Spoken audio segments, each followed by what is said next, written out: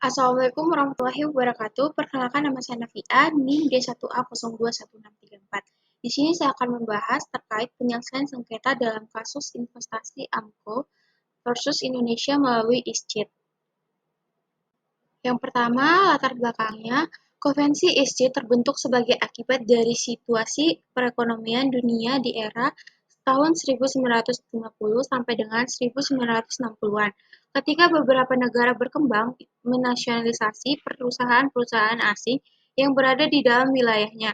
Tindakan nasionalisasi terhadap investor-investor asing dalam wilayah negara berkembang telah mengakibatkan konflik-konflik ekonomi yang tidak sedikit justru mengubah sengketa ekonomi menjadi sengketa politik dan bahkan sengketa terbuka.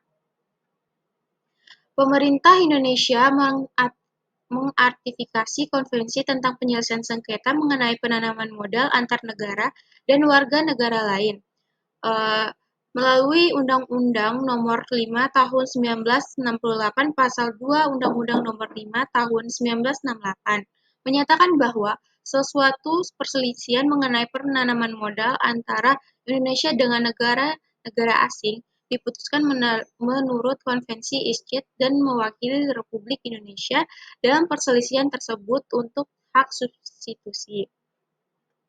Kemudian dalam pasal 3 disebutkan bahwa untuk melaksanakan putusan Mahkamah Arbitrase ISCID di wilayah Indonesia, maka diperlukan pernyataan Mahkamah Agung untuk melaksanakannya.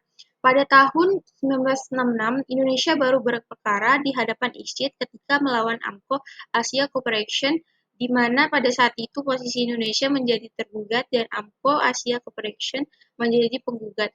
Kasus sengketanya adalah mengenai pencabutan izin investasi yang telah diberikan oleh Badan Koordinasi Penanaman Modal atau BKPM terhadap AMCO untuk pengelolaan Hotel Kartika Plaza yang semula diberikan jangka waktu 30 tahun, namun BKPM mencabut izin investasi tersebut ketika baru memasuki tahun ke-9.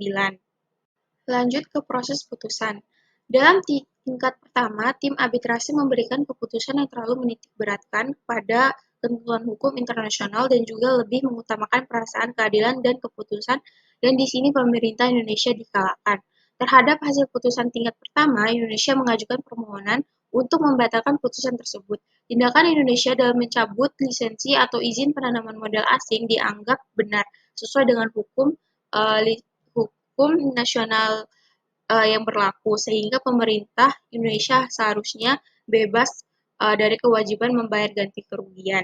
Hasil dari putusan panitia ISCID tingkat kedua, Indonesia tetap diwajibkan untuk membayar biaya kompensasi ganti kerugian atas perbuatan main hakim sendiri terhadap penanaman modal asing. Lanjut ke pelaksanaan eksekusi.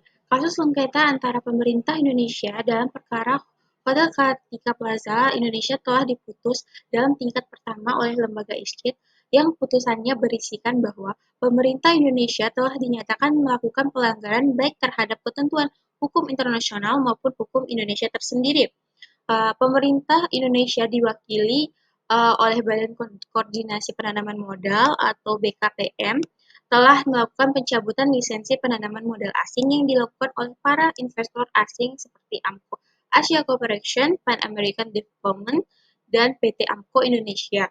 Putusan tingkat ketiga oleh ISCID pada pokok berisikan bahwa Indonesia tetap dikenakan kewajiban pembayaran terhadap kerugian yang ditimbulkan akibat pencabutan lisensi atau izin penanaman modal asing kepada pihak investor yaitu sebesar 3.200.000 US dollar pada tingkat pertama.